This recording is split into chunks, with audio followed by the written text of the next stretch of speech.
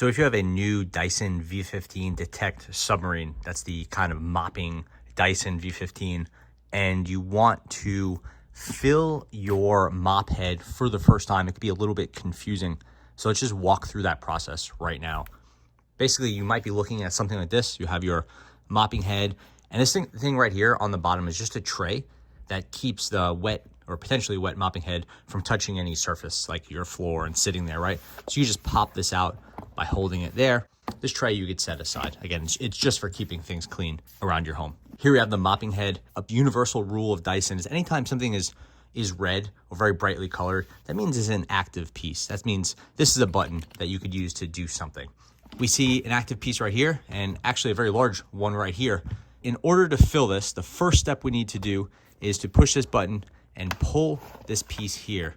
This is going to separate out the motor unit, all the moving sort of parts from that mop head to this. Here we see the cleaning head, the roller. This is essentially the mop part. That comes right off, and this you would take it off for cleaning purposes mainly. And now we have a squeegee piece, which also needs to be cleaned frequently. And most importantly, we have this. This is your reservoir. In order to fill this, you unscrew this piece right here. And this is what you fill right here, this reservoir. Okay, so I've filled this with water, and now we're going to put this little nozzle piece back in place. You want to just screw it down nice and secure.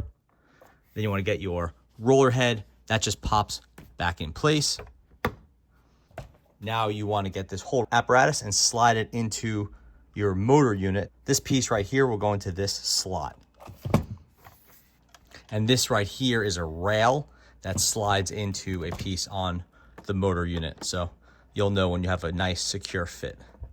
It'll slide in and then it'll pop into place. It feels a little mushy. It's not a very Dyson feel, but you'll know it's secure when those two lines are lined up with one another.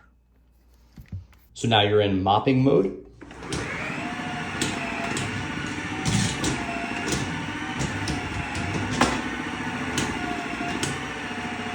On the back, you'll see the water droplet symbol, so you know you're in mopping mode. You'll see the battery percentage life left, and this button won't do anything since there's no hyper or boost modes or anything like that. It's just this standard mopping mode.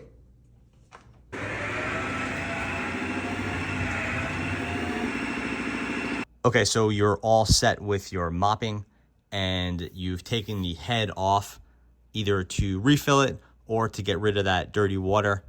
Here's what you have. You kind of put it in the tray and you're ready to go now, right? We'll pop it out of the tray and we'll kind of see what's going on here.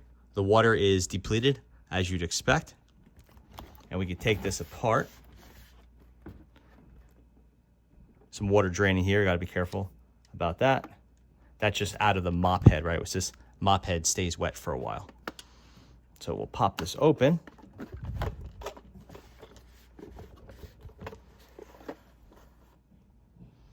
Pick up some junk, again, as you'd expect. If you're getting junk like this, that's because you didn't do a thorough vacuuming first. You really want to make sure of that. Here's what you're left with. Here's your rest of your clean water. Here is the wet mop head. The squeegee and all here are picking up anything that would have been on the floor that you missed with your vacuuming. And now what you really want to do is to give this thing a nice cleaning. You can clean the mop head, clean off this squeegee here. This red piece gets popped out, and then you could refill this and you're good to go. But basically that's how you fill and use your Dyson V15 mop head. And you can check back for other videos about how you give this whole thing a deep clean.